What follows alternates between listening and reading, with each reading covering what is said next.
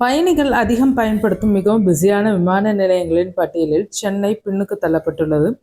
இந்த பட்டியலில் சென்னையை பெங்களூரு விமான நிலையம் முந்தியுள்ளது. ஒரு காலத்தில் தென்னிந்தியாவின் முக்கிய நுழைவாயிலாக விளங்கிய சென்னை விமான நிலையம் தற்போது கொல்கத்தா விமான நிலையத்திற்கும் பின்னால் சென்று பிஸியான விமான நிலையங்களின் பட்டியலில் 6வது இடத்தில் உள்ளது.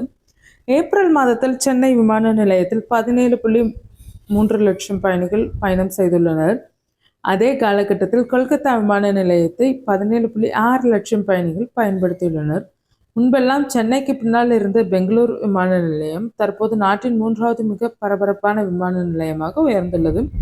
உள்நாட்டு பயணிகள் எண்ணிக்கையில் மட்டும் பார்க்கும்போது ஏப்ரல் மாதத்தில் 31.7 லட்சம் பயணிகளுடன் மும்பை விமான நிலையத்தையும் பெங்களூரு முந்தியுள்ளது. நாட்டின் பிஸியான விமான நிலையங்கள் பட்டியலில் முதலிடத்தில் டெல்லியும், 2வது இடத்தில் மும்பையும், 3வது இடத்தில் பெங்களூரும், 4வது இடத்தில் ஹைதராபாத்தும் உள்ளனர்.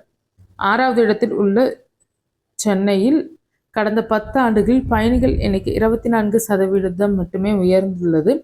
2016ஆம் ஆண்டில் 14,02,247 இருந்த பயணிகள் எண்ணிக்கை 2026ஆம் ஆண்டில் 17,39,902 அதிகரித்துள்ளது. ஆனால் இதே காலத்தில் பெங்களூரு மற்றும் ஹைதராபாத் விமான நிலையங்கள் முறையே 105% மற்றும் 100% வளர்ச்சியை பதிவு செய்துள்ளனர்.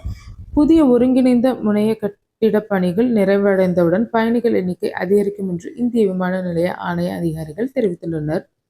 விமான எரிபொருள் விலை உயர்வு காரணமாக கடந்த 2 மாதங்களில் சில விமான நிறுவனங்கள் தங்களது சேவைகளை ரத்து செய்துள்ளனர்.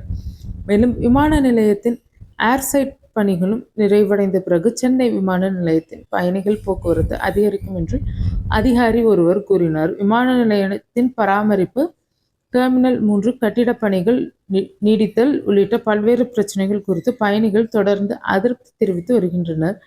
அடிக்கடி விமானத்தில் பயணம் செய்யும் பயணி ஒருவர் கூறுகையில், பெங்களூர் மற்றும் ஹைதராபாத் போன்ற நகரங்களில் விமான பயணம் மற்றும் இடமாற்றம் மிகவும் வசதியாக உள்ளது. சென்னை விமான நிலையத்தில் கழிப்பறைகள், இருக்கைகள் உள்ளிட்ட அடிப்படை வசதிகளின் பராமரிப்பில் பல குறைகள் உள்ளனர்.